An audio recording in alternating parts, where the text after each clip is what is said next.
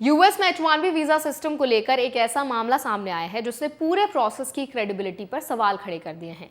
एक day care business पर आरोप लगा है कि उसने वीजा स्पॉन्सरशिप को जॉब रिक्वायरमेंट के बजाय पे टू पे मॉडल बना दिया, यानी पैसे दो और वीजा पाओ। आज इस वीडियो में हम समझेंगे इस पूरे केस में क्या आरोप लगे हैं, H1B रूल्स असल में क्या कहते हैं, कहां वायलेशन हो सकता है और इंडियन एप्लीकेंट्स को इस तरह की सिचुएशंस में कैसे केयरफुल रहना चाहिए।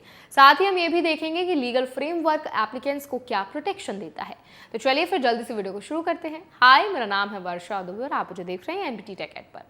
ये मामला टेक्सास के एक डे केयर सेंटर से जुड़ा है, जहां ओनर पर आरोप है कि उसकी कंपनी ने H1B वीजा के तहत फॉरेन वर्कर्स को स्पॉन्सर किया, लेकिन जिन रोल्स के लिए वीजा दिया गया वो बिजनेस के नेचर से मैच ही नहीं करते थे। जैसे डे केयर में मार्केट रिसर्च एनालिस्ट या सप्लाई चेन एनालिस्ट जैसे रोल्स दिखाए गए। यहाँ सबसे बड़ा सवाल यही उठता है कि क्या जॉब रोल जेन्युइन था या सिर्फ वीजा प्रोसेस को जस्टिफाई करने के लिए बनाया गया था।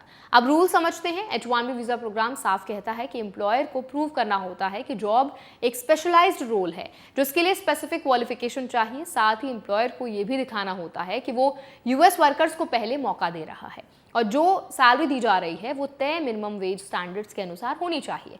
इसे लेबर कंडीशन एप्लीकेशन यानी LCA के तहत फाइल किया जाता है। इस केस में रिपोर्ट्स के अनुसार कंपनीज ने 50 से ज्यादा LCA फाइल किए और करीब 37 वर्कर्स को स्पॉन्सर किया। सबसे गंभीर आरोप पे टू पे मॉडल का है।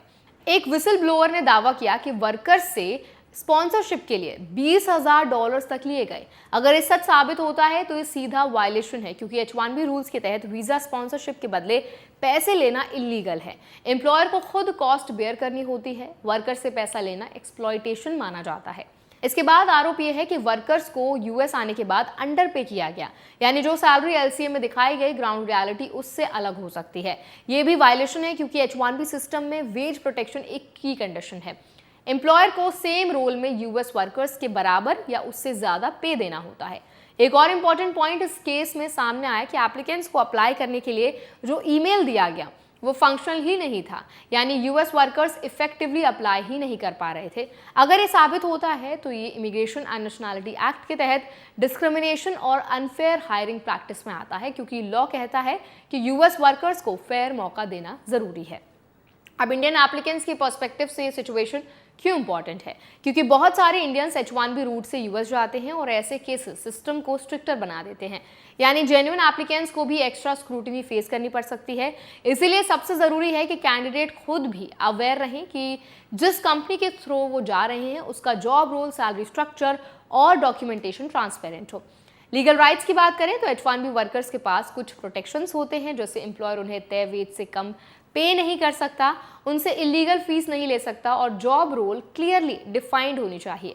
अगर किसी वर्कर को लगता है कि उसके साथ गलत हो रहा है तो वो डिपार्टमेंट ऑफ लेबर में कंप्लेन फाइल कर सकता है। विसल ब्लोअर प्रोटेक्शन भी अवेलेबल होती है ताकि वर्कर सेफली इश्यूज को रेज कर सके। इस केस में भी यही सामने आया कि बिजनेस एलिजिडली एक्टिव भी नहीं था या चेंज हो रहा था, फिर भी वीजा फाइलिंग जारी थी। ये सवाल उठता है कि क्या कंपनी जेन्युइनली ऑपरेशनल थी, क्योंकि H1B रूल्स के अनुसार एम्प्लॉयर का एक्टिव बिजनेस होना जरूरी है। फेक या घोस्ट ऑपरेशंस के जरिए वीजा स्पॉन्सर करना इलीगल माना जाता है। ये पूरा मामला अब अथॉरिटीज के पास जाने की बात हो रही है और टेक्सास अटॉर्नी जनरल पहले से ही ऐसे सस्पेक्टेड H1B अब्यूज केसेस की जांच कर रहे हैं, यानी आने वाले समय में ऐसे केसेस पर एक्शन और स्ट्रिक्ट हो सकता है। इंडियन एप्लीकेंट्स के लिए सबसे बड़ा टेक अवे यही है कि सिर्फ वीजा मिलना ही गोल नहीं होना चाहिए। प्रोसेस लीगल और ट्रांसपेरेंट होना इक्वली इंपॉर्टेंट है। जॉब ऑफर जेन्युइन हो, रोल क्लियर हो और कोई भी अपफ्रंट पेमेंट डिमांड हो रही हो तो उसे सीरियसली क्वेश्चन करना जरूरी है, क्योंकि short term shortcut long term risk बन सकता है। ये केस सिर्फ एक कंपनी का इशू नहीं है, ये पूरे सिस्टम के ट्रस्ट पर असर डालता है और इसीलिए अवेयरनेस और सही जानकारी होना ही सबसे बड़ी सेफ्टी है। तो अब इस पूरे केस पर आप क्या राय रखते हैं, आपका क्या फीडबैक है, कमेंट में जरूर बताएं। ऐसे और अपडेट्स के लिए, वीडियोस के इन्फॉर्मेशन के लिए हमारे चैनल एनबीटी टेक एड को भी जरूर सब्सक्राइब करें।